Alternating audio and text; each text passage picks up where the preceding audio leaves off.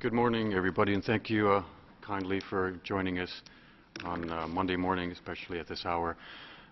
The embargo for the reports which I sent you on Friday afternoon has now been lifted. The embargo for the short and long version of the report, as well as the press release. Ms. Keetharuth, who's been serving as Rapporteur, Special Rapporteur on the human rights situation in Eritrea since November 2012, and as a member of the Commission of Inquiry, which was established in June 2014, is with us, and she'll deliver an opening statement to then right over to you for questions. So please, thank you. Thank you very much indeed, and good morning. Thanks for coming to this briefing on today's publication of the report on of the UN Commission of Inquiry on Human Rights in Eritrea. We decided to make the report publicly available today. It is almost a fortnight before its formal presentation at the Human Rights Council, in part to afford member states time to familiarize themselves with its contents before the Council discussions. We also know that there is considerable media interest in the report, especially at this particular time. So I'm here as a member of the Commission of Inquiry to brief you and to take any questions you may have.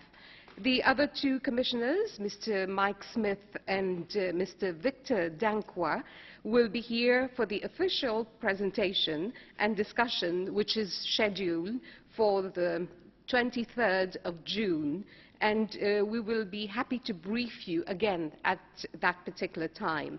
Meanwhile, I'm hoping that you've had a chance to have a look at the advance information we sent you and may have some questions. But before I take the questions, I would like just to go over some of our conclusions and recommendations.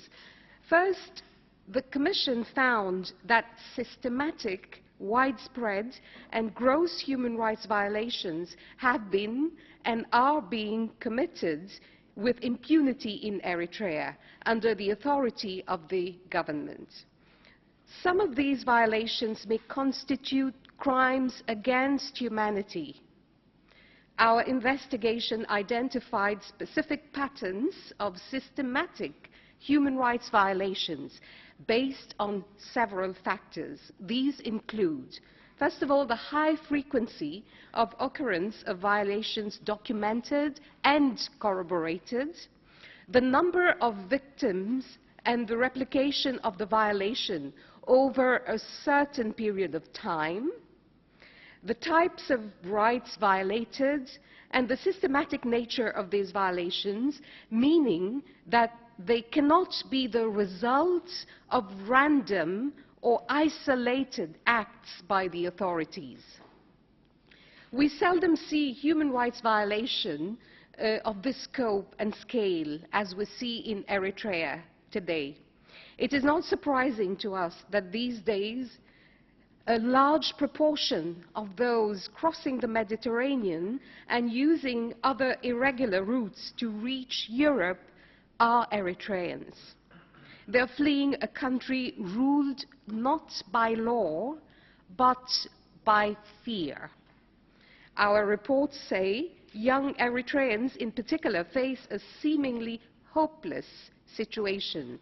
They feel powerless to change, and hundreds of thousands are fleeing their country, risking capture and torture by Eritrean authorities and death at the hands of ruthless traffickers, human traffickers. They deserve international protection. This is why one of our key recommendations in the report is aimed at the international community, urging it to continue to provide protection to all those fleeing Eritrea, to respect the principle of non-refoulement, and to end bilateral and other arrangements that jeopardize the lives of those who seek asylum. To ascribe their decision to flee solely to economic reasons is to ignore the dire human rights situation in Eritrea and the very real suffering of the people. In the end, the government of Eritrea is responsible for these human rights violations. The report states that the main perpetrators are the Eritrean Defense Forces, the National Security Office, the Eritrean Police Forces, the Ministry of Information, the Ministry of Justice, the Ministry of Defense, the People's Front for Democracy and Justice, the Office of the President, and the President. Therefore, most of our recommendations are aimed specifically at the government. I will go over just a few and will give you some insight into the huge array of human rights violations that are detailed in the report. We recommend, for example, that the government immediately acknowledge and halt all these human rights violations and ensure accountability for them, including but not limited to extrajudicial killings, enforced disappearances, torture, unlawful detention, sexual violence and forced labor. We call on the government to henceforth respect all of its obligations under the human rights treaties to which Eritrea is a party. The government should establish an independent and impartial mechanism to investigate and, where appropriate, bring perpetrators to justice. Victims should also receive adequate redress. We call on the government to ensure the separation of powers between the legislature, the executive, the judiciary, and to allow the creation of political parties and hold free, fair and transparent elections. Eritrea should bring its national laws and regulations in line with international human rights standards and restore respect for the rule of law through an independent and transparent judiciary. It must cease with immediate effect the practice of enforced disappearance and all forms of extrajudicial executions, including the discontinuation of the shoot-to-kill policy wherever it may be applicable in border areas. The government should immediately and unconditionally release all unlawfully and arbitrarily detained persons, including members of the so-called G15 reform group, journalists and members of religious groups. It should set up an effective mechanism to establish the whereabouts of those who have disappeared, put an immediate end to incommunicado detention, and close all unofficial and secret places of detention. It must put an immediate end to the use of torture and other forms of ill treatment. The punishment of innocent parties for alleged unlawful acts committed by third persons, including relatives, must stop. The Commission recommends that the government immediately enable freedom of movement within the country by dismantling checkpoints and removing the need for travel permits, and that it takes measures to facilitate the lawful movement of people in and out of the country. Immediate measures should also be taken to allow the operation of independent media and to protect journalists from arbitrary interference and arrest. All religious persecution should end, and the freedom of all faith should be respected.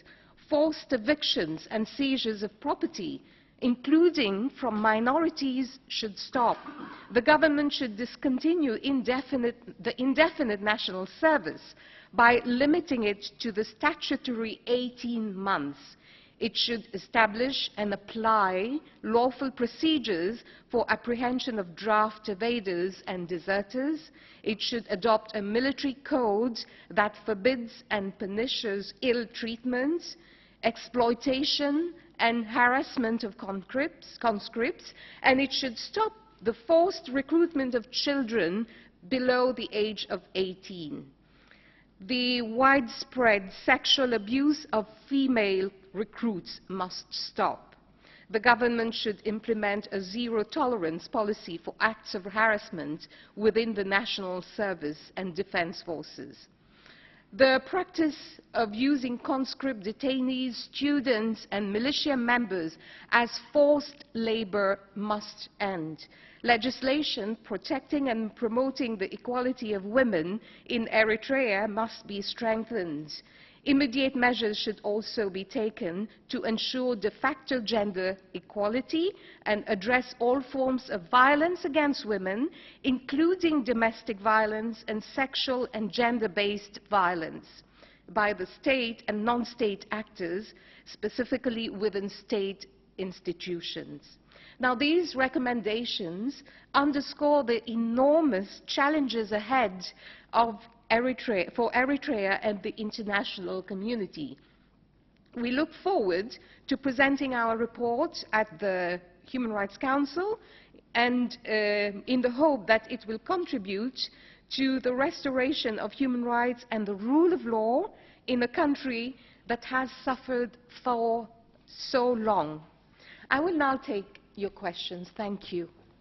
Thank you very much. I just remind you that copies of the statement just read out are in the back of the room along with the rest of the media kit.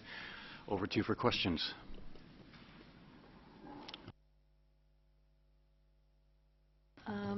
Hi, Nina Larson, AFP. I was wondering, has the situation, is it getting worse? Because, I'll wait.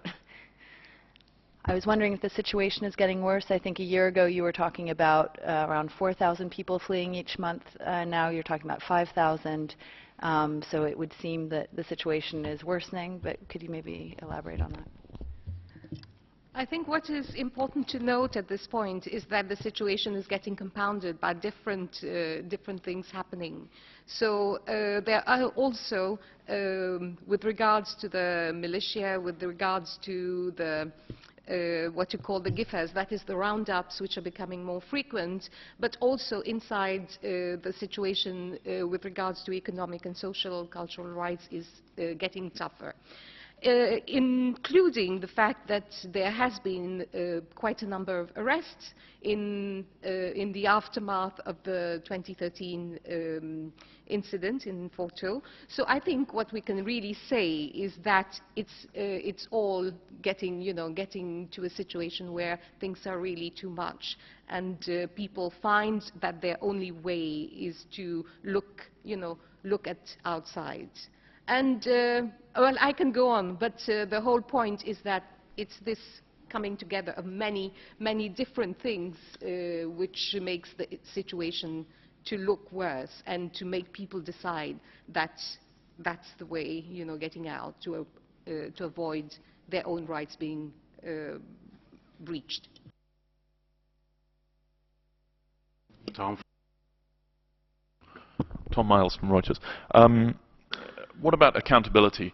I didn't see any mention of the International Criminal Court or any other accountability. I know you've asked for the Human Rights Council to have a focus on this in the next few weeks, but what can be done, what should be done to bring people to justice? Thanks. Maybe just to say that the way we looked at things is that the whole issue of accountability is very important. As the Commission, we didn't feel that we had the competency to refer, for example, a situation to the ICC in terms of international crimes. It is only the Security Council that can do so. The Commission can only send that information to the ICC prosecutor, who then may decide what to do. But we do say that some of the situations may constitute international crimes, and we recommend that there is follow-up in terms of looking specifically at that. Having said that, we do also recommend that the government of Eritrea itself take certain measures in terms of accountability, stopping the human rights violations, and it would be, a good step. The independent judiciary, etc., would be one of those steps inside, but coupled with with referring, for further investigations on international crimes, which would look at the broader scope of accountability. Follow up? Go ahead, Tom.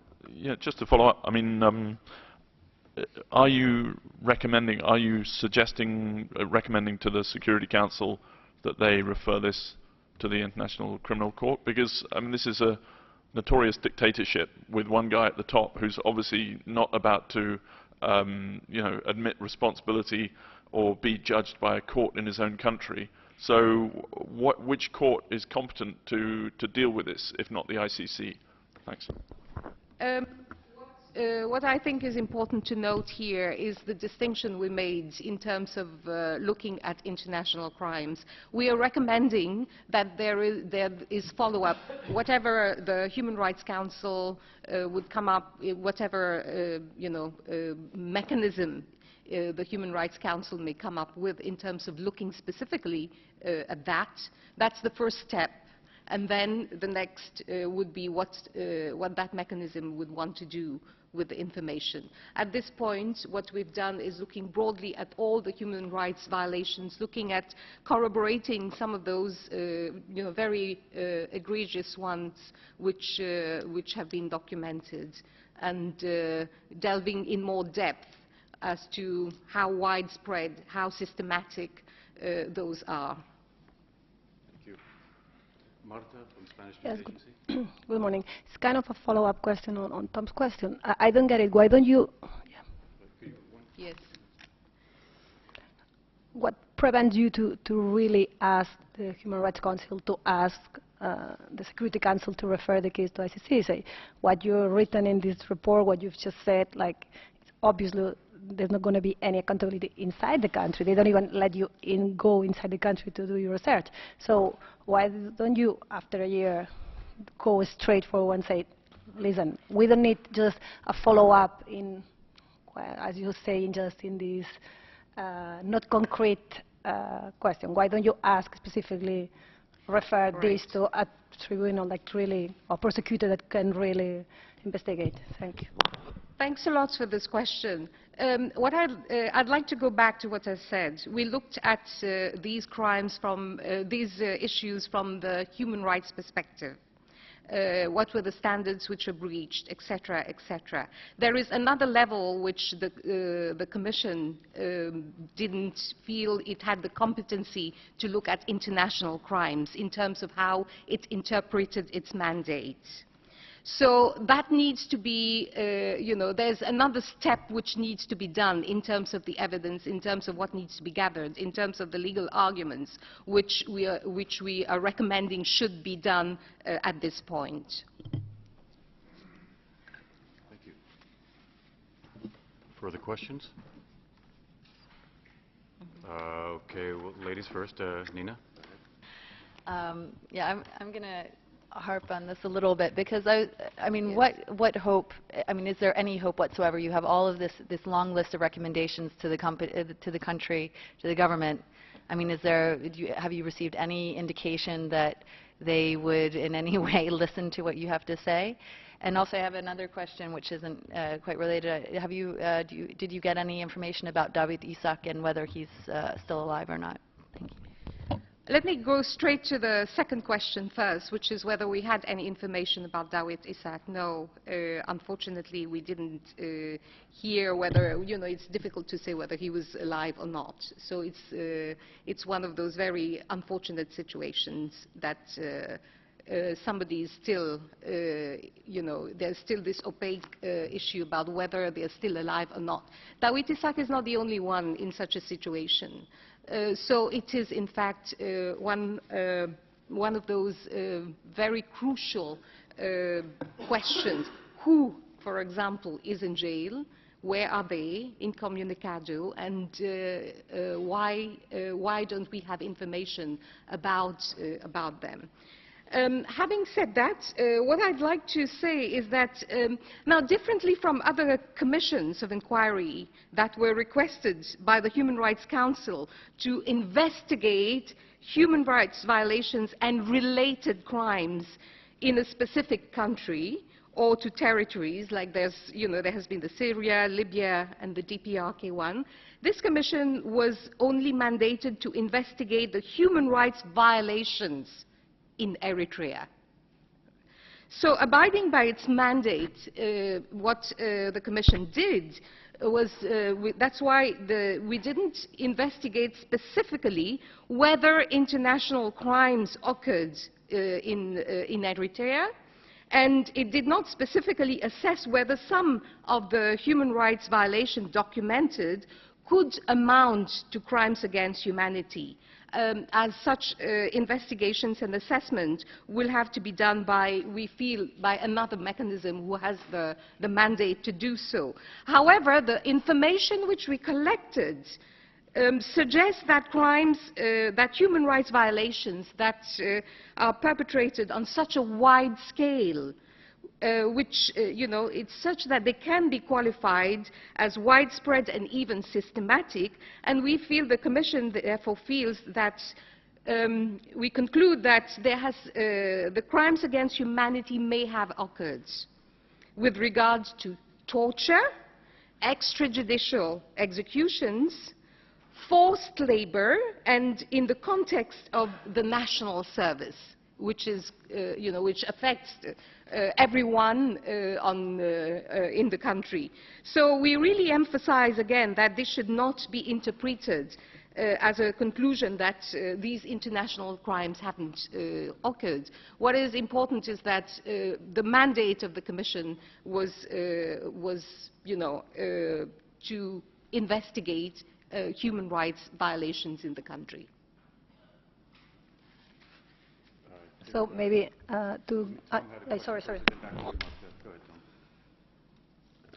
Well, another international aspect, I don't know whether this comes under international crimes or not, but can you tell us which countries Eritrea exported slave labor to? Thank you.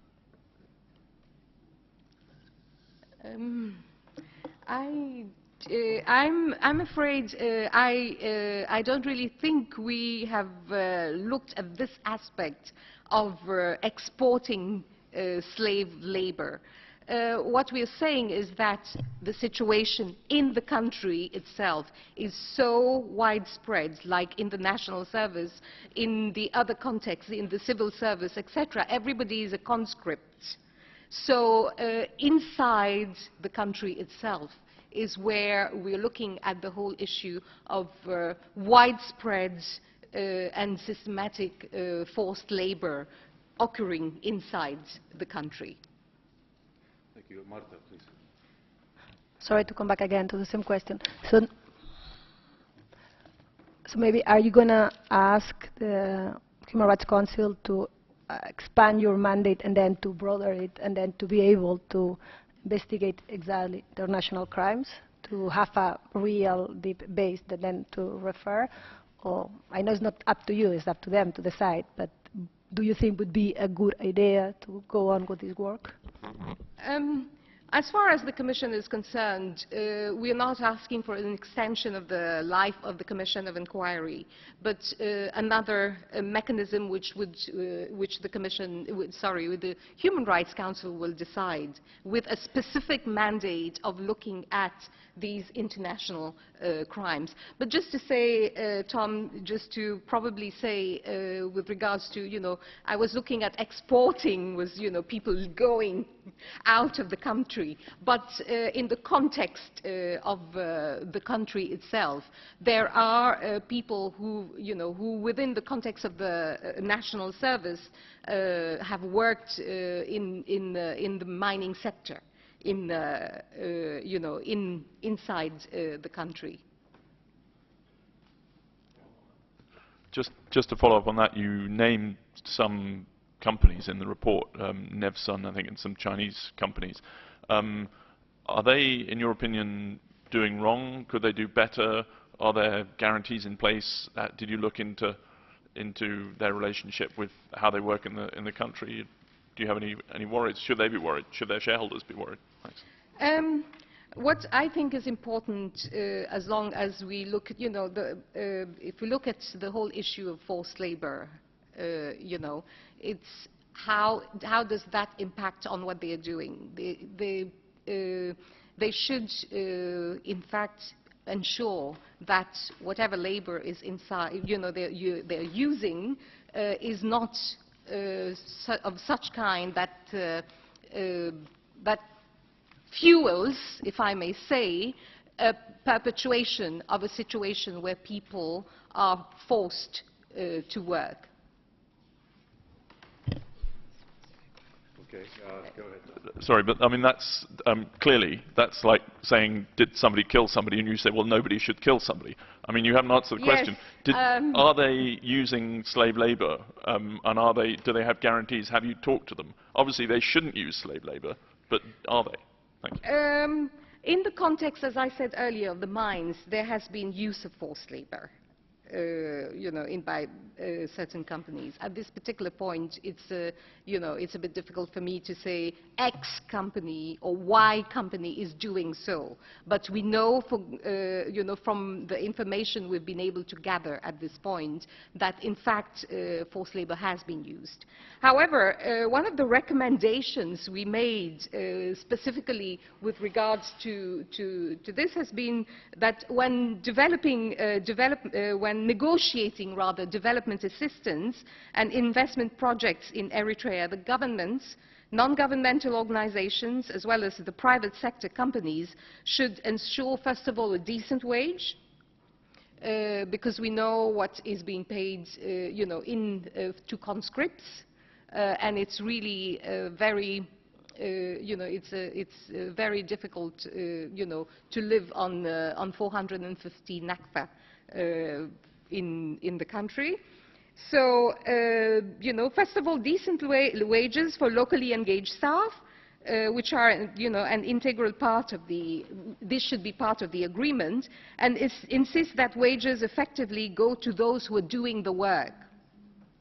That is, there's no middle person or middle company or whoever which takes the wages and gives, whatever is the current rate and keep the rest of whatever is being paid. So that's one way of looking at it. And then in negotiating access to the country and in proposing programs and projects, organizations should ensure that a positive impact on the enjoyment of rights and freedoms on all, through those particular projects. That's the main thing, really. It's one of the recommendations that the Commission has made. Thank you very much. Any further questions? No? Okay, one last one from Tom. Thank you. Sorry, I like to fill the space available. Can you tell us anything about your interaction with the Eritrean government? Because I know that you said that you've asked them for information and cooperation, and you haven't had any response. Can you flesh that out a bit? I mean, at what level, how often? It has been really unfortunate that there has been no sort of no. I'm looking for the right word. There's been no cooperation by the government of Eritrea with the Commission of Inquiry. There has been no. They didn't at all provide information when we requested, and one could say that it is. We, as the Commission, we would have liked, in fact, to have had the opportunity to go to the country, and we still remain available. From now until the report is presented, to engage with the country, because we still believe that that would have been the best option for the Commission of Inquiry. Thank you very much. Just to remind you again, so the 23rd of June is the date when the report will be presented by the three-person commission. Thank you very much for joining us this morning. Thank you.